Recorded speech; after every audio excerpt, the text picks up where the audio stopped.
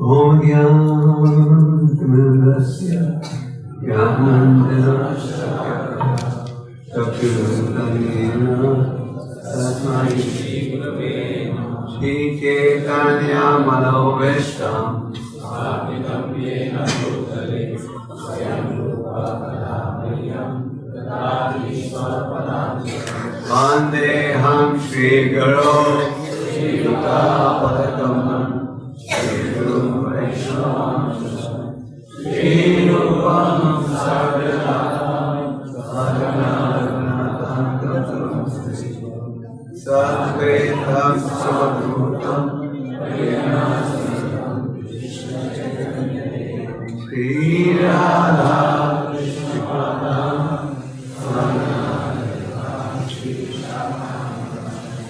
Hare Krishna Karuna Sindhu Shri-Mandu Jagatpate Gopeshwara Gopikanta Radha Kanta Namaste Namaste Gaurani Radhe Vrindavaneshwari Vrishabhanusude Devi Pranamami Hare Vancha Karunesha Vasindhu Devasha Vajnanam Bhavanebhyo Vaishnavebhyo Jai Shri Krishna Chaitanya Prabhu Nityananda Shri Advaita Gadadhara Hare Krishna Hare Krishna Krishna Krishna Hare Hare Hare Rama Rama Hare Hare Krishna Manam Krishna Krishna Sangha Pangata Parshura Yagya Sampitan Praya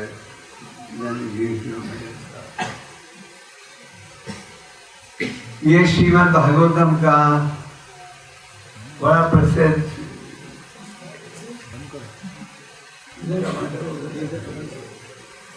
ये श्लोक श्रीमद् भागवतम का बड़ा प्रसिद्ध श्लोक है। आप में से कितने भक्तों ने इस श्लोक को कंठस्थ किया हुआ है? बड़ी खुशी की बात है। तो महाराज निम्बी ने कर्णभजन से पूछा, ये बताइए कि अलग अलग युग में भगवान किस रूप में प्रकट होते हैं और कौन से रंग में प्रकट होते हैं। तो महाराज निम्बी के प्रश्न के उत्तर में कर्णभजन हमें ज्ञान दे रहे हैं। तो कर्णभजन ने क्या कहा, इस कलियुग में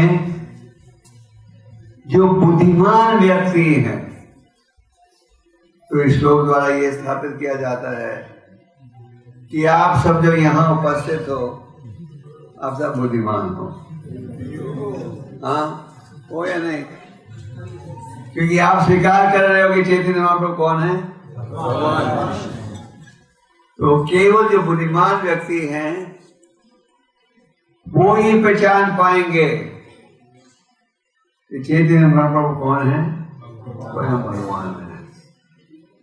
श्री भागवतम में भगवान के अवतारों का वर्णन है। भगवान के अनेक अवतार हैं। और जैसे मैं कल रात को बता रहा था, एक हमें हॉलीवुड के प्रोड्यूसर ने एक फिल्म भी बनाई दिया हुआ था। तो उस अवतार का कोई संबंध नहीं था असली अवतार के साथ। कम से कम उन्होंने नाम तो चुना अवतार। तो भगवान के जो प्रसिद्ध अवतार हैं उनका वर्णन है श्रीमद् भागवतम में। तो भगवान क्यों प्रकट होते हैं पृथ्वी पर? क्यों? धर्म की स्थापना करने के लिए। चैतन्य महाप्रभु स्वयं भगवान हैं, जो कि प्रकट हुए थे सुनहरे रंग के साथ, और जो कि अपने साथियों के साथ क्या कर रहे थे, भगवान के नामों का।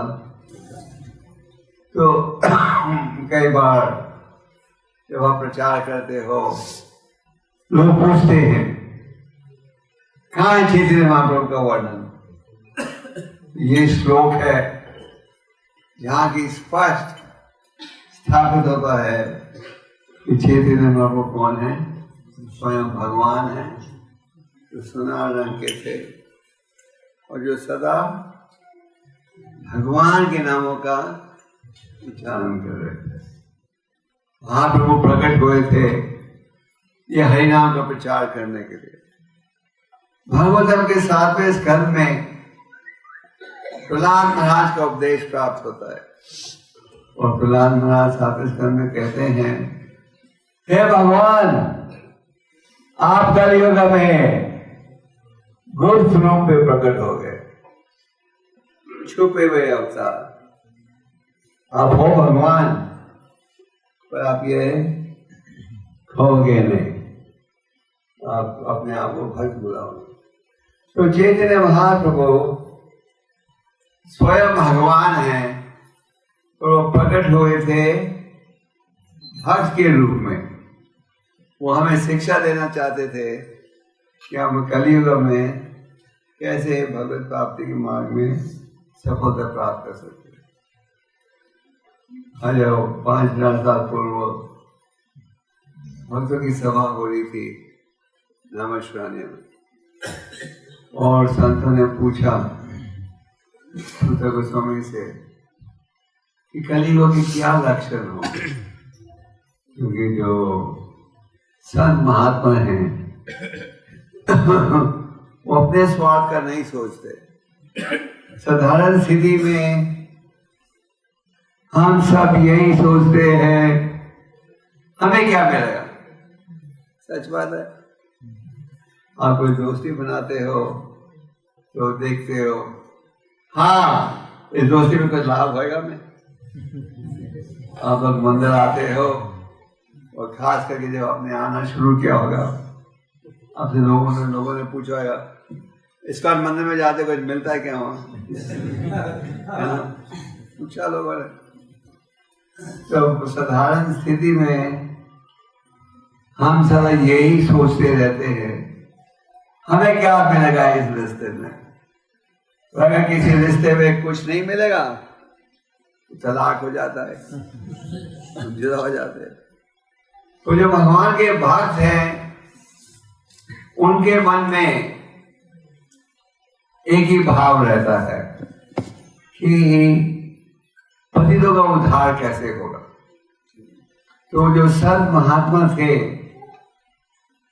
उन्होंने पूछा कि कलियुग के क्या लक्षण होंगे, क्योंकि उनकी इच्छा ये थी ये ज्ञान प्राप्त करे कि लोगों का उद्धार भी कैसे होगा कलियुग में।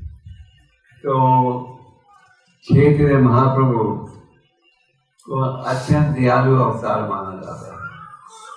गौतमदास ठाकुर स्वयं एक राजकुमार थे, बड़े धनी खानदान के, उन्होंने सब कुछ त्यागा और महाप्रभु की शरणागत हो गए। चैतन्य जो गौतमदास ठाकुर एक रचना में कहते हैं, श्री कृष्ण चैतन्य प्रभु दया गौरा मोरे, शोभा बिना किए दयालु जगत संसार। चैतन्य महाप्रभु अब आप हमारे पर कृपा कीजिए, आप जो हो सब अवतारों में सबसे दयालु अवतार। आप पूछोगे कैसे दयालु है? ये चैतन्य महाप्रभु ने आध्यात्मिक उन्नति का मान बना दिया। पतित पवान हिंदू था वो बता, चैतन्य महाप्रभु प्रकट हुए पतितों का उद्धार करने के लिए। तो चैतन्य महाप्रभु के पिता का नाम था जगन्नाथ मिश्रा। माता का नाम था सची माता।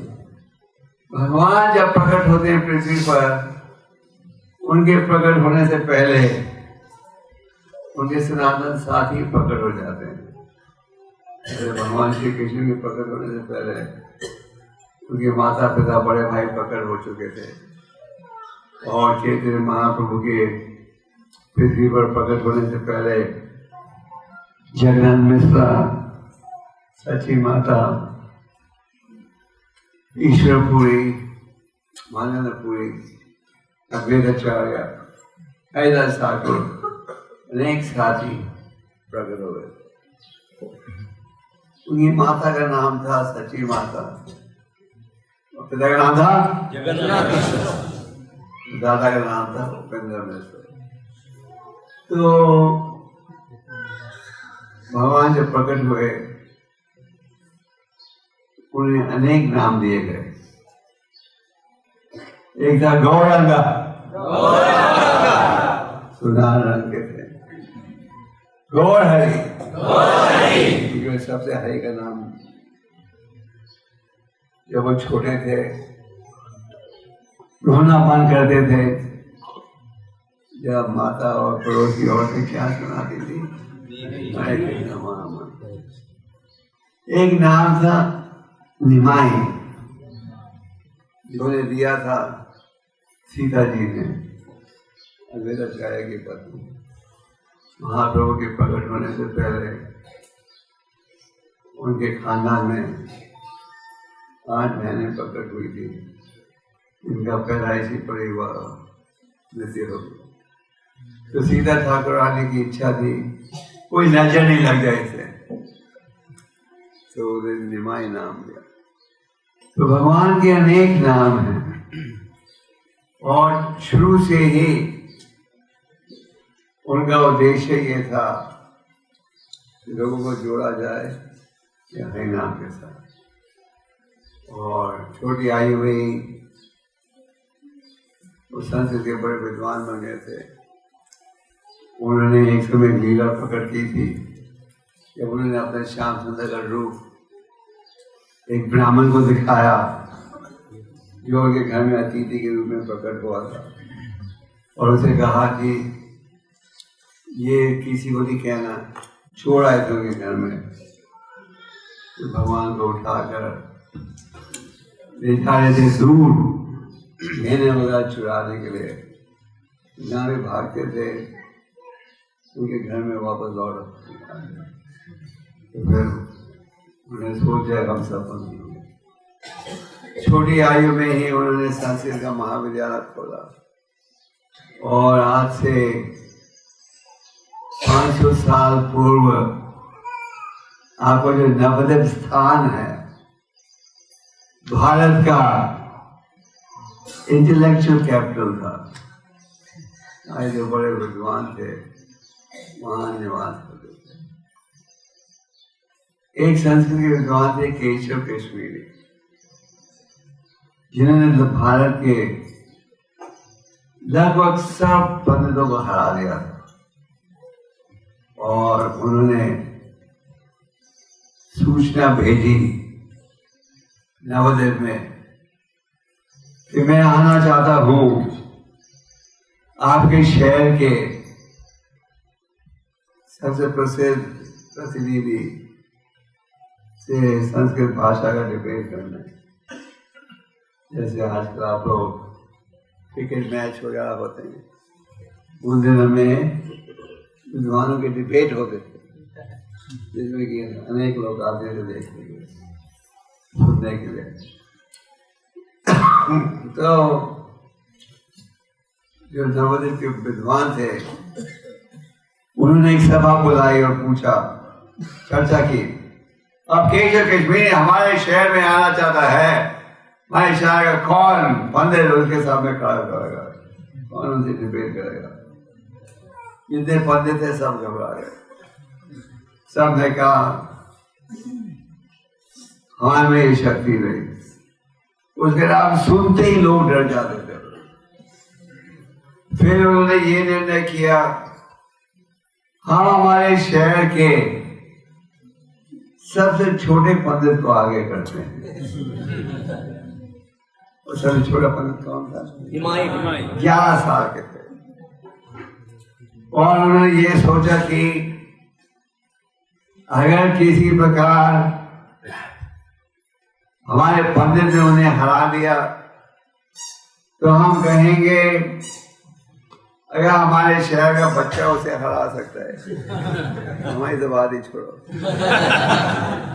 और अगर उसने हमारे शहर के बच्चे को हरा दिया तो हम कहेंगे बच्चे को हराया, हमें तो ही हराया। केशव कश्मीरी ने 1 घंटे के अंदर 100 श्लोकों की रचना कर दी, जिनके द्वारा गंगा नदी की प्रशंसा करते। और उसके पश्चात उन्होंने पूछा तो तुम्हें कैसे लगी मेरी रचनाएं? मैंने कहा वेरी गुड, बहुत अच्छा। पर इन श्लोकों में यही एक कवि मुझे दिखी है। तो सबसे पहले तो केशव कश्मीरी आश्चर्य हो गए थे। मैंने तो वायु की तेजी पर ये श्लोक सुना है, तुमने एक बार सुनने से कैसे कंठस्थ कर लिया? वो आश्चर्य हो गए। जो व्यक्ति एक बार सुनने से किसी आध्यात्मिक विषय को कंठस्थ कर ले उसे क्या कहते हैं? बुद्धिदर्श। जैसे उदाहरण के लिए जब शुक्रदेव गोस्वामी परीक्षित महाराज को उपदेश दे रहे थे, परीक्षित महाराज विश्व के सम्राट थे, उन्हें एक ब्राह्मण लड़के ने श्राप दिया तो 7 दिन के पश्चात तुम्हारी मृत्यु हो जाएगी। परीक्षित महाराज का क्या था? तो राज ऋषि थे, राजा भी और ऋषि भी। आजकल के नेता राज ऋषि हैं? नहीं, चोर ऋषि हैं। तो राजा भी थे, प्रजा को अपनी औलाद जैसे मानते थे। अंत में जंगल में थे, प्यास लगी थी, पानी की खोज में एक संत की कुटिया में पहुंचे। ये कहा जाता है शास्त्रों में कि अगर कोई शत्रु भी आपके घर में आए, आपको उसका बड़े आदर से स्वागत करना चाहिए।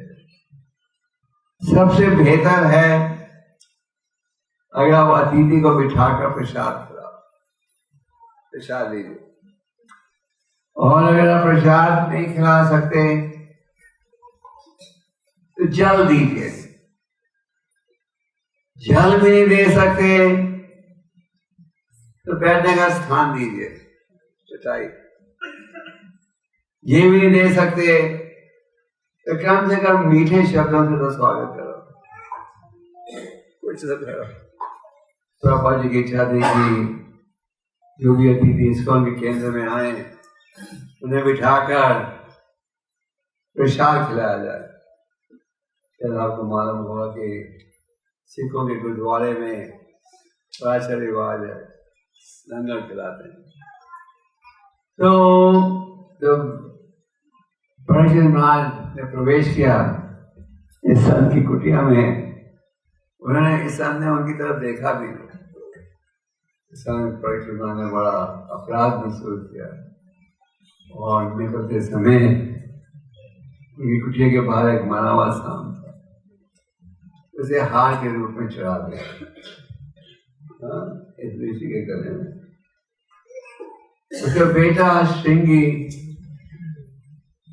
कुटिया के बाहर खेल रहा था। बेटा ने देखा कि पिता के राजा बड़े क्रोधित होते हुए तेजी से चल के जा रहा है। उसके मन में भार जिज्ञासा थी, क्या वार्तालाप बीता मेरे पिता और इस राजा के बीच में। जब उसने देखा कि एक मरा हुआ सांप हार के रूप में चढ़ाया है। उसने कहा कि राजा की ये हिम्मत।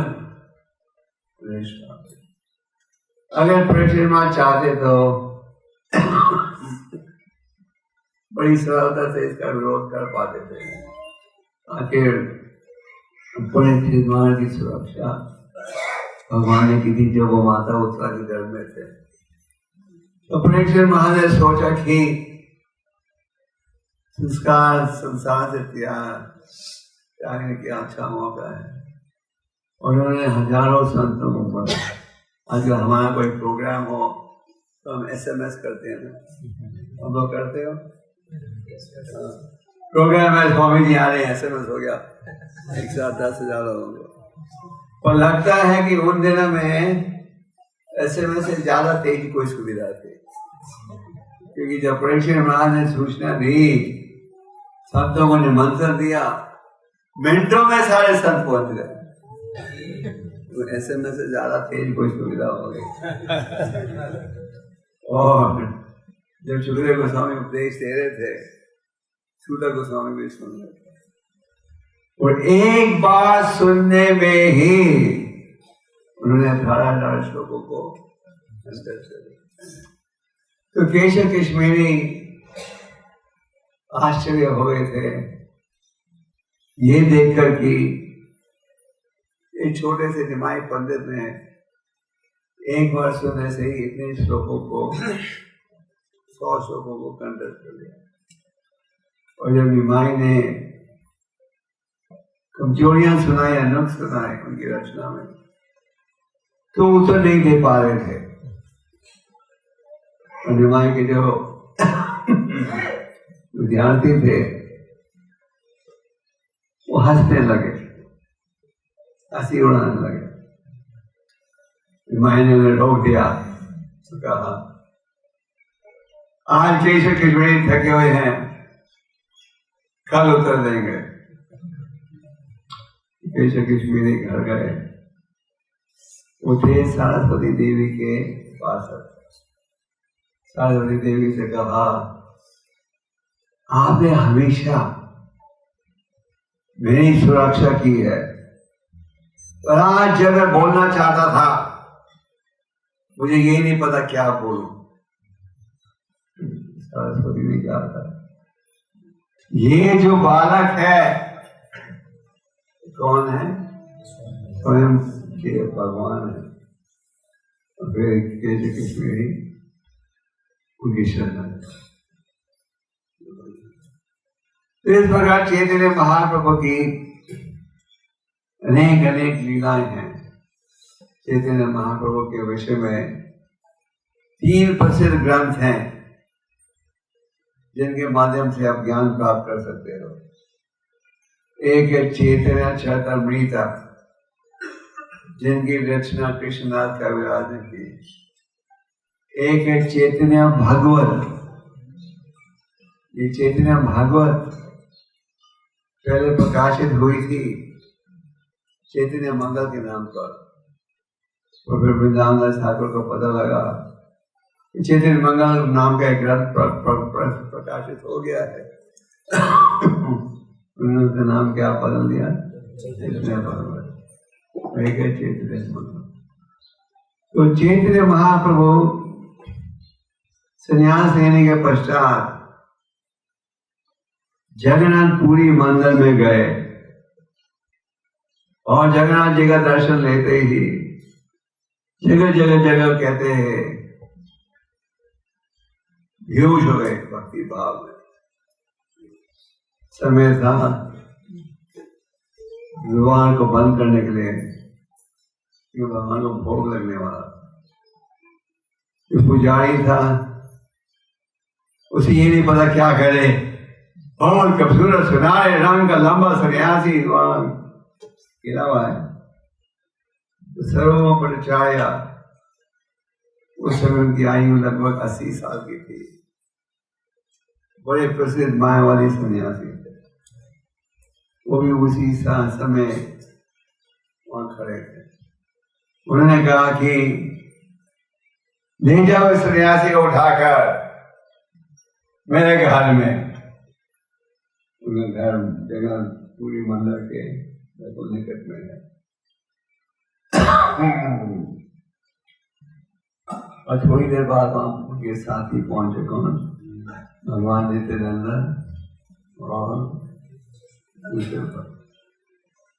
जो पहुंचे जगन्नाथपुरी के मंदिर में तो उन्होंने देखा, सुना कि कई चर्चा कर रहे थे, एक बहुत सुंदर सुनहरे रंग का सन्यासी आया था। जगन्नाथ जी को देखते ही बेहोश हो गया। तो वो समझ गए सुनहरे रंग का कौन था। तो गए उस स्थान पर जहाँ की गए वो बोलने चले गए घर। भगवान नित्यानंद को तो पता था कि महाप्रभु को होश में लाना तो क्या करना चाहिए। उन्होंने कीर्तन किया, वो होश में आया। बस पैदाइशी में कीर्तन के माध्यम से रोना बंद कर देते। तो सर्वभूमचार्य ये देखकर बड़ा आश्चर्य हो गया। उनके एक रिश्तेदार थे जिनका नाम था गोपीनाथ आचार्य। गोपीनाथ आचार्य के मन में पूरा यही भाव था कि चैतन्य महाप्रभु स्वयं भगवान है। श्री कृष्ण चैतन्य राधा कृष्ण रहेगा। तो कई बार सर्वभूमचार्य को कह रहे थे ये स्वयं भगवान है। सर्वभूमचार्य कहते थे नहीं, भगवान तो नहीं है, और प्रसिद्ध सन्यासी है। तो सर्वभूमचार्य ने कहा इतना सुंदर सन्यासी है, लंबे हाथ, लंबा कद, सुनहरा रंग का, कहीं ये माया में नहीं गिर जाए। माया नहीं जाकर तो उन्होंने कहा कि मैं तुम्हें वेदांत सूत्र का उपदेश देना चाहता हूं, ध्यान से सुनोगे तो अपने आप माया से बचा सकते। तो महाप्रभु ने 8 दिन और 8 रात बड़े ध्यान से सुना। हम लोग तो आधा घंटा सुनते हैं और घड़ी देखने लगते हैं। आधा घंटा सुना घड़ी देखते हैं, मारने की कोशिश करते हैं। आप 2 मिनट दूसरा व्यक्ति बोलता आप काटने को तैयार हो जाते हैं। उन्होंने 8 दिन कुछ भी नहीं कहा। तो सर्वभूमचार्य ने पूछा आपको समझ आ रहा है मैं क्या कह रहा हूं? तो फिर महाप्रभु ने कहा वेदांत सूत्र का जो संदेश है वेरी क्लियर, सूर्य का प्रकाश हो, पर आपने इसमें अपने भावों को जोड़ दिया है। इसलिए जो वेदांत सूत्र का असली संदेश है वो प्रस्तुत नहीं हुआ। फिर आगे जाकर भागवतम में एक आत्माराम श्लोक है जिस पर चर्चा हुई। जब महाप्रभु ने उसी श्लोक की व्याख्या 64 अलग तरीकों से की तो सर्वभूमचार्य समझ गए स्वयं भगवान है। और क्या हो गए? उनकी शरणागत हो गए। तो इस प्रकार महाप्रभु ने मायावादियों को भक्त बनाया। कल रात को मैंने आपको बुद्धिस्ट का उदाहरण दिया था और मायावादियों को जोड़ा और पूरी प्रजा को जोड़ा। तो चैतन्य महाप्रभु स्वयं भगवान है जो प्रकट हुए हैं कलियुग में पतितों के उद्धार के लिए, और उनके प्रचार के माध्यम से जगाए मदाई जैसे पतित व्यक्तियों का भी उद्धार हुआ। जाकर जंगल में जो पशु थे उनसे उन्हें कीर्तन करवाया और अपने भक्तों को बड़ा आदर देते थे।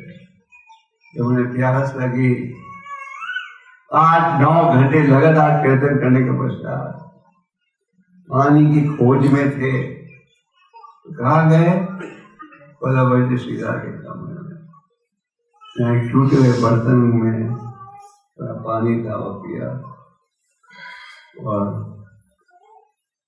भक्तों को बड़ा आदर दे देते। महाप्रभु बड़े दयालु हैं। महाप्रभु ने कलियुग में भगत भक्ति का मार्ग बड़ा सरल बना दिया है। हरे नाम हरे नाम हरे नाम एवं केवलम। आप सब भक्तों को महाप्रभु का आभार प्रकट करना चाहिए कि महाप्रभु पतितों के उद्धार के लिए प्रकट हुए। हम सब पतित हैं और हमें उनकी शिक्षा का पालन करना चाहिए और प्रचार करना। जाने जा बताए कहो चैतन्य महाप्रभु अत्यंत दयालु हैं, पतितों के उद्धार के लिए प्रकट हुए हैं। उनका संदेश है साधु संग में रहो। साधु संग सर्वशास्त्र गाया, यहाँ माता साधु संग, साधु संग में रहो। और साधु संग में रहोगे तो क्या संदेश मिलेगा? असली संदेश नामा कीर्तन, हरि नाम गोचर। कली काले रामा रूपा कृष्ण अवतार। इस कलियुग में भगवान प्रकट होते हैं किस माध्यम से? नाम के माध्यम से। तो हमें हरि नाम को अपनाना चाहिए। हरि नाम के द्वारा हृदय शुद्ध बनता है। महाप्रभु ने अपने शिष्य को तो कहा भक्ति संबंधित ग्रंथों की रचना करने के लिए, पर स्वयं वो केवल 8 श्लोक छोड़ गए, जिन्हें हम किस नाम से जानते हैं? तो पहले श्लोक में क्या कहते हैं? तो हम सब के हृदय में बहुत गहरी मैल है। भारत के प्रधानमंत्री का एक योजना है स्वच्छ भारत। हम कहते हैं अच्छी योजना है, हम कहते हैं हमारी योजना है स्वच्छ हृदय।